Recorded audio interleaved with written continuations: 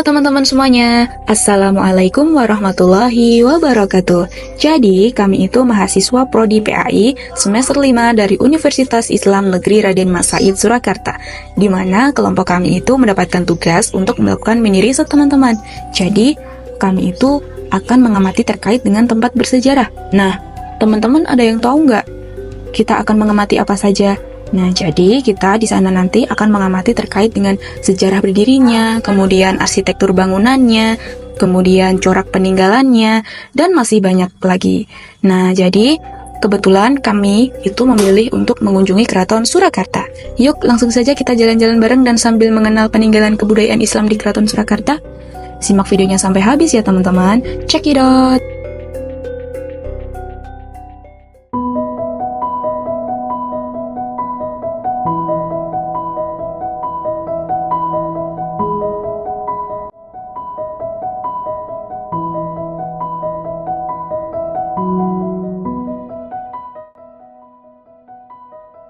Di sini kita akan belajar terkait dengan sejarah berdirinya Keraton Surakarta. Nah, teman-teman udah ada yang tahu belum terkait dengan bagaimana sih sejarah berdirinya Keraton Surakarta itu? Lalu, kenapa ya Keraton Surakarta itu dinamai dengan Surakarta? Nah, kita akan belajar terkait dengan materi tersebut. Jika membahas mengenai Keraton Surakarta, tentunya tidak akan terlepas dari Kerajaan Mataram.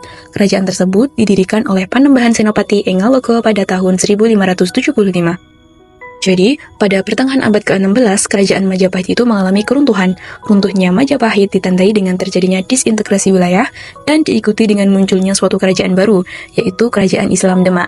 Nah, Majapahit yang telah berkuasa di sebagian besar belahan Nusantara, akhirnya tidak mampu mempertahankan eksistensinya di bawah pimpinan Prabu Brawijaya.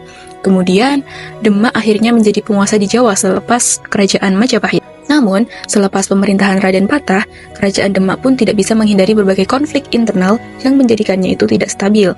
Nah, konflik kekuasaan pun menjadi salah satu penyebab mengeroposnya kekuasaan Demak di Jawa, terutama setelah memasuki abad ke-17, yaitu abad yang berkenaan dengan ekspansionisme Eropa di bumi Nusantara.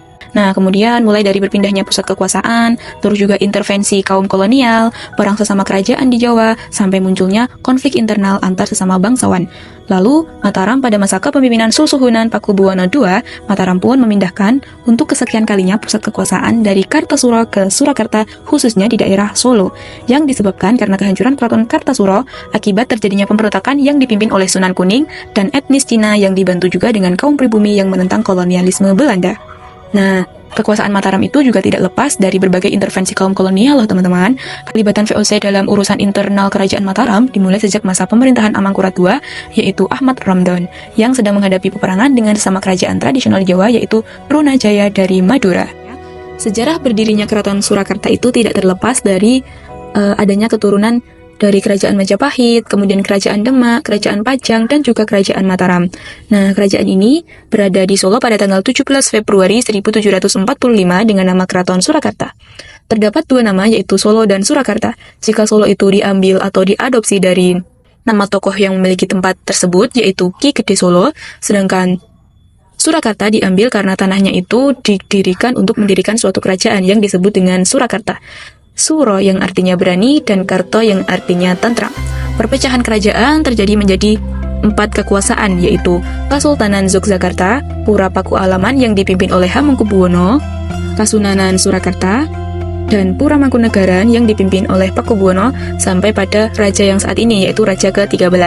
Jadi, masa kejayaan Keraton Surakarta itu terjadi pada masa kepemimpinan Pakubuwono X, yakni pada tahun 1893 sampai dengan 1939.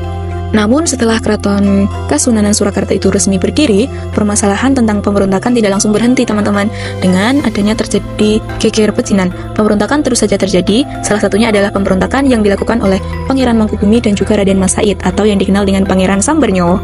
Kedua pangeran tersebut melakukan pemberontakan terhadap keraton karena tidak puas dengan pemerintahan Pakubuwono. Selain itu, Pangeran Mangkubumi juga tidak puas dengan pengurangan tanah bengkoknya dan pihak keraton itu juga semakin berpihak kepada pihak Belanda, maka Pangeran Mangkubumi pun akhirnya melakukan pemberontakan dengan cara melawan Pakubuwono hingga akhirnya ada perjanjian Giyanti yang terjadi pada tanggal 13 Februari 1755 yang isinya itu terkait dengan membagi Mataram menjadi dua, yakni Kasunanan Surakarta yang dipimpin oleh Susuhunan Pakubuwono dan Kesultanan Ngayogyakarta yang dipimpin oleh Sultan Hamengkubuwono.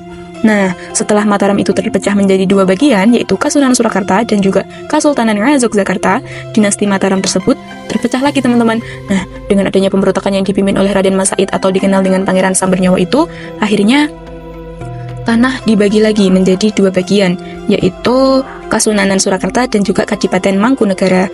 Berdasarkan namanya, Kadipaten Mangkunegaran itu merupakan kadipaten yang mempunyai syarat untuk mengangkat seorang raja dan sistem dalam kadipatennya. Raja Mangkunegaran itu berada di bawah Kasunanan Surakarta. Dalam setiap pengangkatan raja harus mendapatkan persetujuan dari Kanjeng Sinuhun Pakubuwono dan residen Belanda terlebih dahulu. Kami akan menjelaskan terkait dengan letak dan luas Keraton Surakarta sendiri. Jadi, Keraton Surakarta itu terletak di Kelurahan Baluwarti, Kecamatan Pasar Kliwon, Surakarta, Jawa Tengah. Sedangkan Keraton Surakarta itu berbatasan dengan 3 kelurahan teman-teman. Yang pertama itu ada Kelurahan Baluwarti, kemudian yang kedua ada Kelurahan Kauman, dan yang ketiga itu ada Kelurahan Kedung Nah, total luas wilayah keseluruhan Keraton Surakarta itu mencapai 147 hektar, yang meliputi seluruh area di dalam Benteng Baluwarti, alun-alun lor, alun-alun kidul, Gapura Gladak, dan kompleks Masjid Agung Surakarta. Nah, terkhusus luas dari Keraton Surakarta sendiri, itu luasnya mencapai 54 hektar. Sementara luas dari Kedaton atau tempat khusus untuk tempat tinggal raja itu mencapai sekitar 15 hektar. Nah, teman-teman, ada yang tahu nggak kenapa sih kalau keraton di Jogja itu disebut dengan Kesultanan Yogyakarta? Dan kenapa kalau keraton di Solo itu disebut dengan Kasunanan Surakarta? Ada yang ingin tahu perbedaannya? Langsung simak video berikutnya ya teman-teman. Let's go! Jadi Kesultanan Yogyakarta itu diambil dari masa kerajaan Turki Utsmani, bahwasannya dari pemimpin-pemimpin negara itu disebut dengan sultan. Namun kalau misalkan penamaan yang ada di tempat ini yaitu Kasunanan Surakarta, bahwasannya diberi nama Kasunanan itu karena yang artinya itu susuhunan, yang artinya yang dihormati. Jadi apa perbedaan dari Kesultanan dan juga Kasunanan? Bahwasannya perbedaannya itu terletak di sistem pemerintahan dan juga seratannya. Jadi lebih tinggi antara Kesultanan dan Kasunanan itu lebih tinggi Kasunanan ya teman-teman. Bahwasanya Sultan itu dirajai oleh yang namanya Sunan. Jadi Sultan itu ya disebut dengan pemuka agama juga bisa. Namun kalau Sunan itu bisa disebut dengan pemuka agama dan juga pemuka wilayah. Itu yang teman-teman yang bisa saya sampaikan.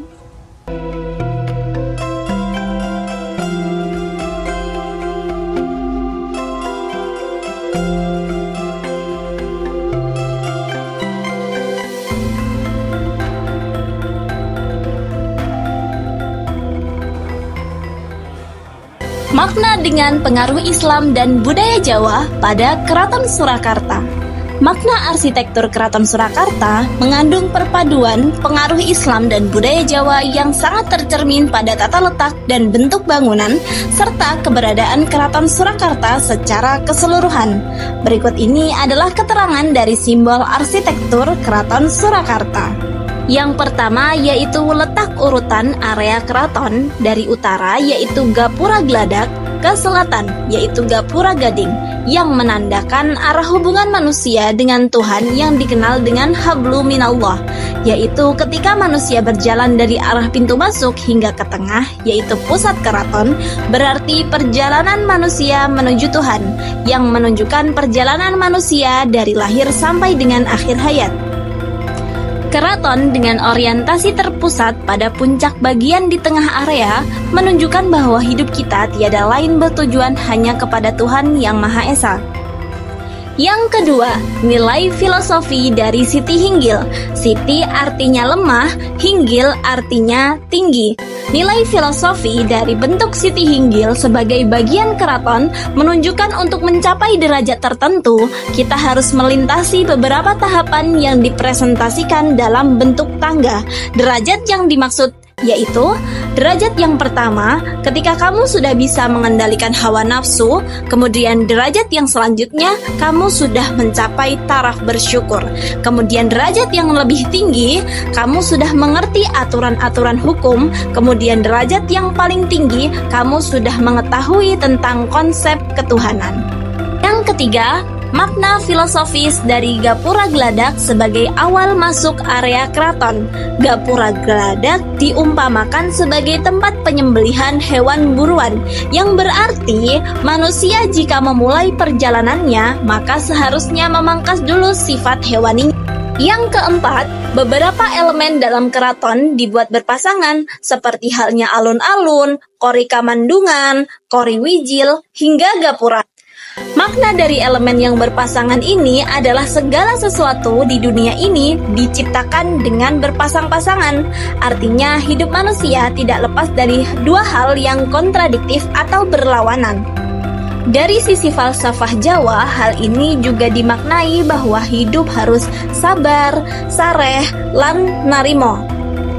Yang kelima, makna filosofis dari Sasana Sewaka sebagai inti dari keraton memiliki makna singgasana atau tempat tertinggi untuk menghadap Sang Tuhan dengan letak yang berada di tengah, terpusat dan telah melalui tahap demi tahap dari pintu gerbang. Fungsi dari Sasana Sewaka sendiri yaitu tempat singgasana raja yang menjadi pusat dari area keraton dan dibuat lebih tinggi dengan tangga untuk menujunya. Urutan bagian-bagian keraton dan tata letaknya tersebut secara keseluruhan merupakan pedoman hidup bagi masyarakat Jawa karena masing-masing bagiannya memiliki makna filosofi yang dapat diterapkan pada kehidupan. Hal ini semakin menguatkan pengaruh keterkaitan nilai Islam yang menghasilkan intisari dan filosofi budaya Jawa pada makna tatanan arsitektur Keraton Surakarta. Selanjutnya saya akan menjelaskan peralihan salah satu fungsi bangunan yang ada di Keraton Surakarta saat ini.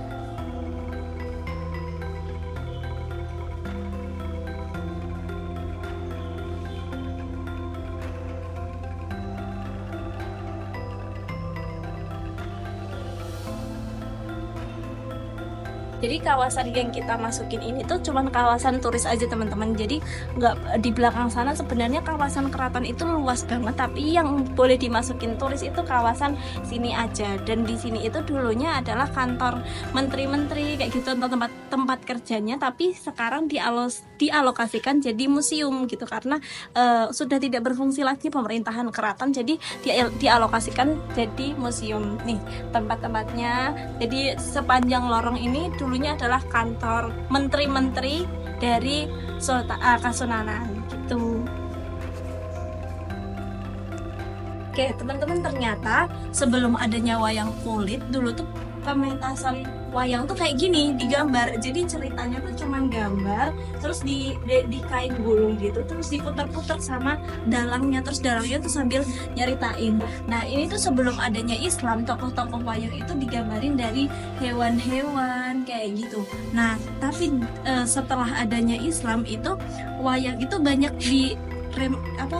dibentuk ulang karena kan bisa dilihat di sini nih, wayang-wayang itu ada yang perutnya buncit kayak gitu. Nah di ajaran-ajaran Islam itu dibikin perutnya nggak buncit karena tidak makan dengan berlebihan kayak gitulah. Terus matanya dibentuk sipit karena untuk menjaga pandangan kayak gitu. Nah sedangkan kalau misalkan tokoh-tokoh yang jahat kayak gitu loh, tokoh-tokoh yang jahat itu dibuat matanya besar, mulutnya lebar, itu kan karena dia itu berlawanan dengan tokoh yang baik. Tokoh yang baik itu dibuat matanya sipit karena menjaga pandangan, terus mulutnya kecil untuk menjaga lisan kayak gitu.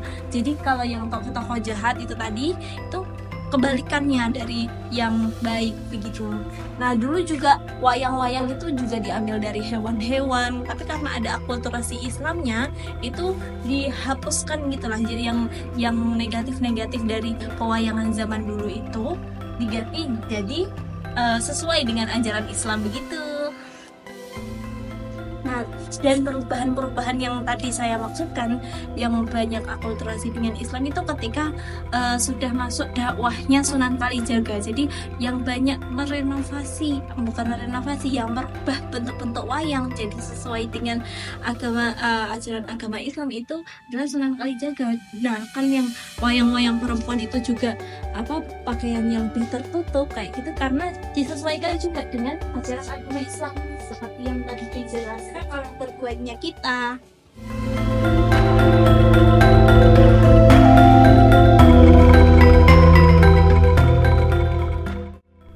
Selanjutnya, kita akan mengajak teman-teman semuanya untuk berkeliling museum keraton dan melihat-lihat koleksi yang ada di dalamnya. Oh iya, dalam kunjungan kita kali ini, kita dipandu oleh seorang tour guide yaitu Bapak Purwanto yang merupakan abdi dalam dari Keraton Surakarta.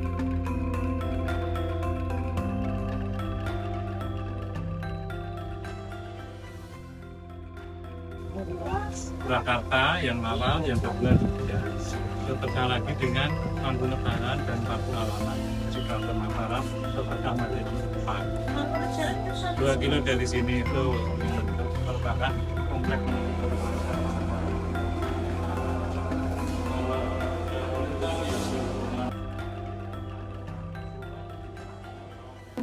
Oke, jadi teman-teman di sini tuh tadi sudah dijelaskan kalau ini beberapa tanduk untuk mengantar wanita pernikahan yang alat angkut tradisional keraton.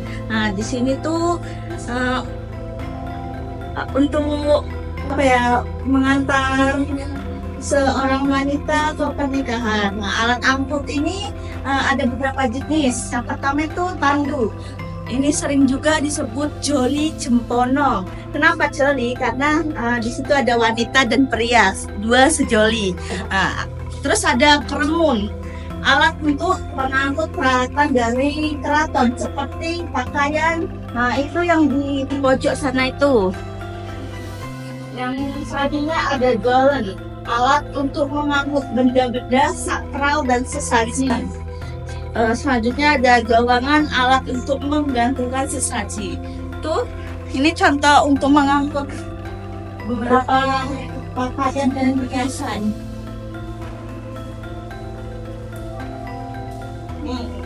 Ini untuk mengangkut kayak hantaran. Kalau biasa kan kayak hantaran pegangan. Nah, ini untuk zaman dulu itu memakai ini. Ya, ini beberapa tandu yang ada di keraton ini.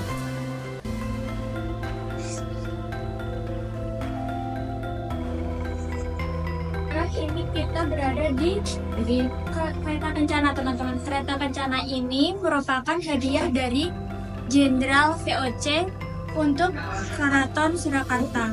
Kereta ini hanya digunakan sekali oleh Raja untuk pindah dari Kartasura ke Surakarta. Karena reganya yang sangat besar, kereta ini itu ditarik oleh lembu, 8 lembu. Kenapa menggunakan lembu? Karena lembu itu jalannya lambat. Kalau kita menggunakan kuda, itu jalannya terlalu cepat. Karena ini digunakan untuk raja, jadinya jalannya harus pelan-pelan seperti itu.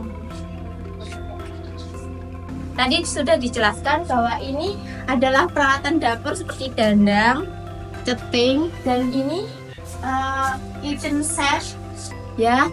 Kemudian ini souvenir dari Cina. Terus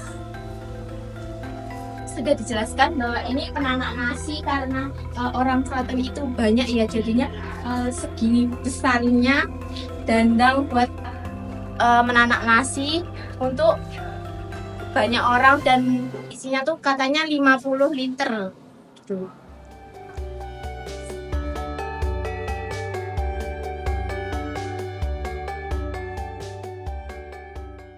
Jadi tadi udah dijelasin ya sama Bapak tour guide-nya kalau ini itu permainan anak-anaknya aja. Kalau perempuan itu dominan ke lebih ini tempat untuk ikan hias ya. Dulunya suka memelihara ikan hias dan ini tempatnya. Lalu untuk permainan anak cewek ini namanya dakron atau compak ya. Terus ini untuk mainan cowok, ini saya kurang paham juga mainnya caranya, nggak tahu gimana. Terus ini mainan buat cowok. Nah, itu mainannya ya seperti ini lah. Jadi kalau cowok seperti ini, kalau cewek itu lebih dominan ke congklak. Jadi teman-teman, untuk selanjutnya itu di sini juga ada peninggalan yang namanya tempat itu alat menunggu ya. Menunggu kacang, padi ataupun biji-bijian ya. Nah, di sini itu tempat untuk alatnya ya. Nah, ini ada namanya terbuat dari kayu jati. Lalu biasanya digunakan kalau 8 atau 6 orang. Lalu kalau di sini ini terbuat dari batu ya. Ini biasanya 2 orang aja udah cukup. Jadi ini tadi peninggalannya dari kerajaan-kerajaan dahulu. Ya, selanjutnya teman-teman, tadi udah dijelaskan sama Bapak Turgetnya bahwasannya ini itu peninggalan yang ada di kapal. Nah, sebesar ini ya teman-teman, itu kapalnya tadi ditanyain sebesar apa, kalau dayungnya aja seperti ini ya. Nah, kapalnya itu sebesar ruangan ini ya teman-teman, bisa dilihat, bisa diarahkan. Nah, kapalnya itu kira-kira bisa sebesar ini, bisa sebesar seruangan ini. Nah, lalu untuk biasanya di kapal-kapal itu juga ada hiasannya. Nah, ini hiasan yang ada di depan. Yang paling tengah ini hiasan yang ada di depan, terus bagian samping, lalu ada yang di belakang. Nah, karena ini masih sakral, jadi masih diberi seperti ini ya teman-teman. Terus ini namanya cangkar untuk kapalnya, karena cangkarnya sebesar ini berarti kapalnya juga sebesar ini teman-teman. Nah, itu tadi yang bisa saya jelaskan. Terima kasih.